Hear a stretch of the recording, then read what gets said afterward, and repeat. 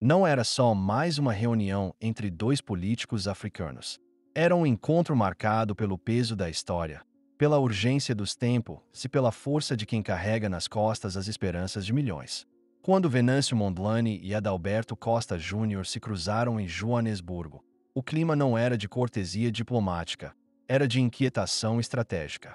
A conversa começa firme, sem rodeios. Os dois sabiam que não tinham tempo a perder com formalidades.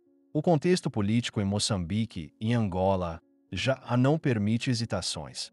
O encontro não foi divulgado oficialmente, mas nos bastidores de círculos políticos e diplomáticos da África Austral, a notícia já circulava em murmúrios ansiosos. As expectativas estavam altas, mas o que ninguém esperava era o que Mondlane iria dizer, nem mesmo Adalberto. Com um olhar direto, sem titubear, Mondlane declara que não está ali apenas por solidariedade, mas para propor um pacto mais ousado. A construção de uma frente política africana contra os sistemas instalados que, segundo ele, vivem da captura do Estado e da repressão das vozes que lutam pela democracia real. E não se referia apenas aos seus próprios processos em Moçambique, mas ao padrão comum de perseguição, manipulação judicial e supressão de liberdades que começa a formar raízes em várias partes do continente. Adalberto ouve atentamente, sem interromper, mas com um semblante que alternava entre surpresa e identificação. E então Mondlane continua, revelando que, nos últimos meses, vinha mantendo contatos secretos com outras figuras da oposição africana, em Cabo Verde, Guiné-Bissau, RDC e Senegal, todos enfrentando desafios semelhantes. A proposta era clara: um bloco informal de coordenação, partilha de estratégias e apoio mútuo em plataformas internacionais. Mas o que deixou todos, até os mais céticos, em estado de alerta foi a revelação de que uma fundação europeia já se comprometeu a apoiar logisticamente esse esforço, com seminários, advocacia internacional e até programas de formação política avançada para novos quadros africanos. E mais, nomes de ex-presidentes europeus e africanos já foram consultados e demonstraram interesse em apoiar a iniciativa nos bastidores. A ideia não é criar um partido continental, mas sim um eixo de resistência democrática. Uma força invisível, mas coordenada. Algo que nunca se viu antes no pós-colonialismo africano. A resposta de Adalberto não veio imediatamente. Ele respirou fundo, bebeu um gole de água e disse apenas uma frase que ressoou como um sinal de virada. Se formos só dois, não funciona. Mas se formos 20, ninguém vai conseguir travar isso. E Mondlane, num sorriso curto mas cheio de convicção, respondeu: já somos mais do que pensas. A hora chegou. Adalberto respirou fundo. Disse que nunca pensou ouvir essa proposta tão clara, de forma tão frontal, que já tinha refletido sobre algo parecido, mas nunca imaginou que alguém estivesse a trabalhar nisso de forma prática. Mondlane partilhou documentos, nomes, contactos, datas. Falou com precisão. Mostrou que não era só uma ideia solta, era um plano em construção. Disse que o silêncio estratégico com que vinha operando não era medo, era tática. E que agora, com o início do novo ciclo político em Moçambique e Angola, chegará a hora de lançar a fase seguinte. Adalberto ouviu, processou, perguntou. E então disse: se formos só dois, não funciona. Mas se formos 20, ninguém vai conseguir travar isso. Nesse momento, houve uma pausa. Não de hesitação, mas de confirmação. Como se ambos tivessem entendido que aquele exato momento não era o fim de uma conversa, mas o início de uma jornada. Um pacto tácito foi selado ali, não com assinaturas ou compromissos formais, mas com o peso das palavras trocadas entre dois homens que sabem o que significa resistir. Mondlane então revelou algo mais. Disse que, dentro de semanas, um evento silencioso seria organizado em Accra, Gana, reunindo algumas dessas vozes emergentes da oposição africana.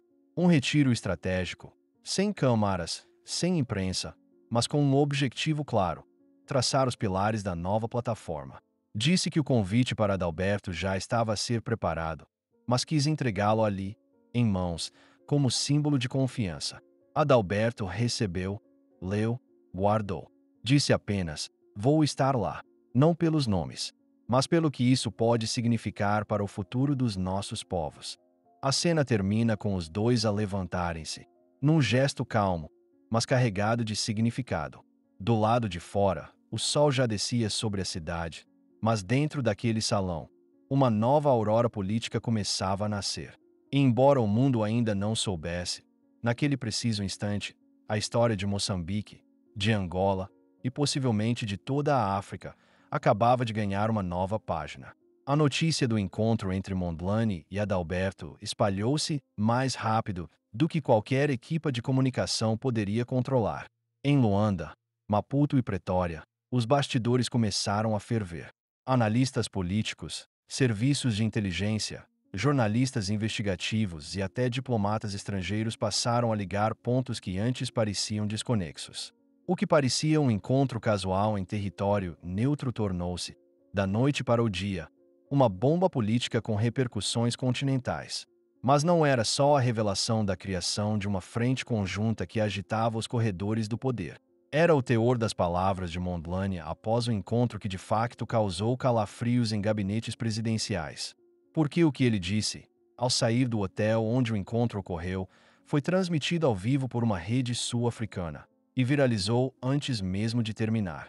Diante das câmaras, com a serenidade calculada que já se tornou sua marca, Mondlane declarou que, se as lideranças atuais de Moçambique e Angola não aceitarem abrir o espaço político, o novo caminho será construído com ou sem o consentimento deles. Afirmou que já não se trata apenas de eleições, mas de libertar os sistemas democráticos sequestrados por elites que usam a pobreza como arma de chantagem política. Afirmou ainda que vai continuar a procurar apoio fora do continente, não por submissão, mas por estratégia, porque entende que as batalhas internas precisam de holofotes internacionais para ter alguma chance de equilíbrio. E o mais marcante, disse que não teme prisões, processos ou perseguições, porque quem tem o povo nunca estará só. Essa afirmação galvanizou multidões. Em bairros periféricos de Maputo e Luanda, em praças públicas, nos transportes e redes sociais, o discurso ganhou vida. Passou a ser repetido, discutido, defendido. E a juventude, aquela camada esquecida que já perdeu a fé em promessas políticas, começou a olhar para Mondlane e Adalberto com olhos diferentes. De repente, não eram apenas líderes da oposição. Eram agora símbolos de um despertar continental. Algo começou a mudar. Não era apenas uma questão de ideologia. Era a sensação de que havia um plano, havia coragem, e havia alguém disposto a enfrentar o que antes parecia intocável. O fecho desta cena não poderia ser mais simbólico. Ainda em Joanesburgo, no dia seguinte ao encontro, Mondlane recebe um convite inesperado: falar num evento da União Africana sobre transição democrática, em Addis Abeba. O convite partiu de uma fundação ligada a antigos estadistas que viram no seu discurso uma clareza rara e uma coragem que já não se encontra facilmente em líderes africanos. O governo moçambicano, pressionado, tenta desvalorizar a presença de Mondlane no evento, dizendo que ele não representa oficialmente o país. Mas já não se trata disso. O mundo vê, e o povo sente. E nessa altura, a ideia da frente continental já não é segredo, é expectativa. Está lançado o desafio. E pela primeira vez em muito tempo, os donos do poder começam a perceber que o jogo está a mudar. E quem não se adaptar, será ultrapassado pela própria história. Não era apenas mais um encontro. Havia algo diferente no ar. Uma tensão que se podia quase tocar. Uma expectativa que pairava como uma nuvem prestes a desabar. A cidade de Joanesburgo não sabia, mas naquele preciso instante, entre quatro paredes discretas de um hotel, no coração econômico da África do Sul, dois homens estavam prestes a traçar um rumo que ultrapassaria fronteiras e redefiniria discursos. Venâncio Mondlane chegou antes, acompanhado apenas pelo seu assessor mais próximo, mantendo o perfil discreto que lhe é característico. Escolheu uma mesa afastada, no fundo do salão, de frente para a janela, de onde se via o vai-vem da cidade, como que a lembrar que o mundo continua mesmo quando o silêncio parece dominar tudo. Poucos minutos depois, Adalberto Costa Júnior entrou. O aperto de mãos foi firme, mas curto. Os olhos, sim, falaram mais do que os gestos. Havia reconhecimento mútuo, mas também um peso. O